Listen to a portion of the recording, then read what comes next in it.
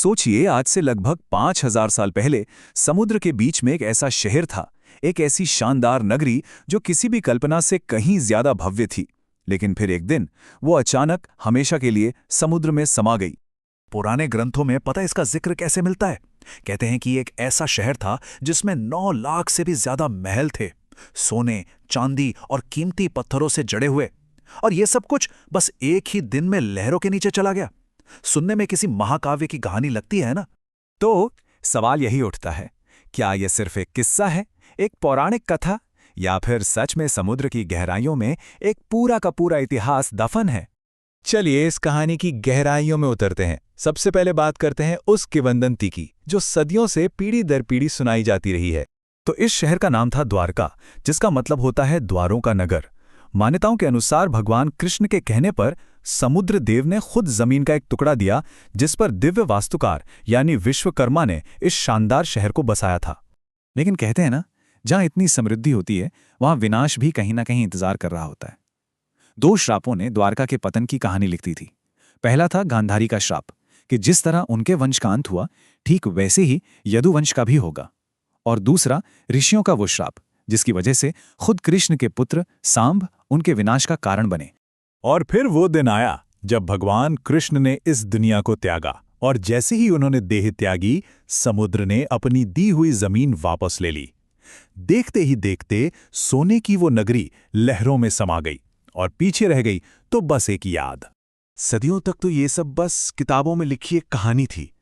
लेकिन फिर 20वीं सदी में कुछ ऐसा हुआ जिसने इस कहानी को एक खोज में बदल दिया। इसकी शुरुआत हुई 1930 के दशक में, जब कुछ पायलटों और मछुआरों ने पानी के नीचे अजीबोगरीब ढांचे देखने की बात कही। फिर 1963 में बेट द्वारका में पहली बार खुदाई हुई। लेकिन कहानी में असली मोड़ आया 1979 में, जब डॉक्टर एस.आर. राव ने भारत की पहली मरीन आर्कियोलॉजी यूनिट की शुरुआत की और अगले एक दशक में 1-2 नहीं बल्कि पूरे 12 अभियान चलाए। और ये सफर ये आसान बिल्कुल नहीं था। जरा सोचकर देखिए, उस समय के बड़े बड़े विद्वान इस पर शक करते थे। सरकार से कोई खास मदद नहीं थी। पहला अभियान सिर्फ 800 रुपए के बजट पर शुरू हुआ था, और ना ही कोई मॉडर्न टेक्नोलॉजी थी।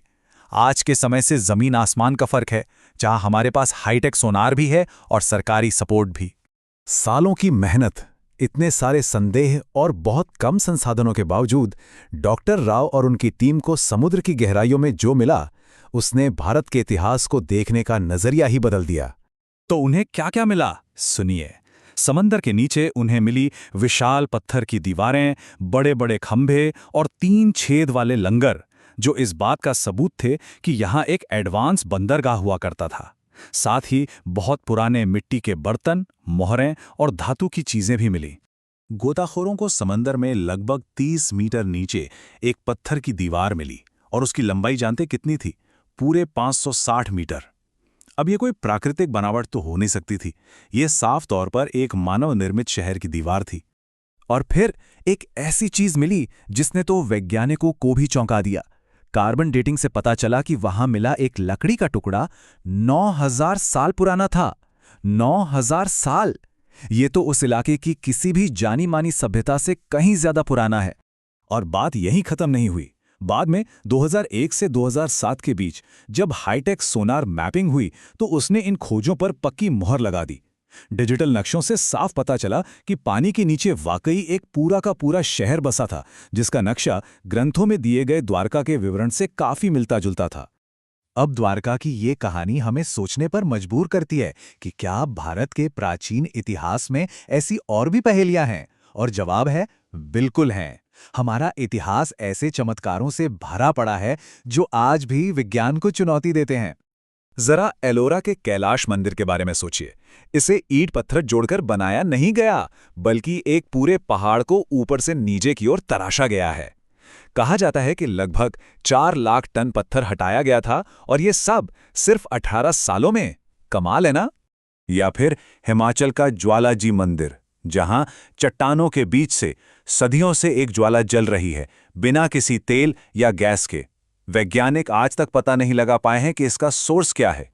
और दिल्ली का वो मशहूर लौह स्तंभ, 1600 साल। सोचिए, 1600 साल से खुले में खड़ा है, बारिश धूप सब झेल रहा है, लेकिन आज तक उस पर जंग नहीं लगा। ये हमारे प्राचीन धातु विज्ञान का एक जीता जागता सबूत है। तो द्वारका, कैलाश मंदिर, ज्वालाजी, ये लौह स्तंभ, ये सब हमें एक ही सवाल पर वापस ले आते हैं। और ये बात डॉक्टर एस.आर. राव के इस कथन को बिल्कुल सही साबित करती है। उन्होंने कहा था, मैं ग्रंथों को सिर्फ धार्मिक किताबें नहीं मानता, मैं उन्हें ऐतिहासिक दस्तावेज मानता हूं। और उनकी खोज ने इसी बात को एक ठोस आधार दिया। और देखिए, आज का विज्ञान भी इसी तरफ इशारा कर रहा है। वैज्ञानिक मानते हैं कि लगभग उसी समय जब कहानियों में द्वारका के डूबने का जिक्र है, समुद्र का स्तर अचानक बहुत तेजी से बढ़ा था। हो सकता है ये एक बहुत बड़ी प्राकृतिक आपदा थी जिसकी याद एक पौराणिक कहानी के रूप में जिंदा रह गई। और यहीं पर सोचने वाली बात यह है कि ऐसे और कितने इतिहास हैं जो हमारी नज़रों के ठीक सामने हैं, लेकिन हम उन्हें सिर्फ किस्से कहानियां मानकर अनदेखा कर देते हैं। शायद हमें अपने अतीत को एक नई नज़र से देखने की ज़रूरत है।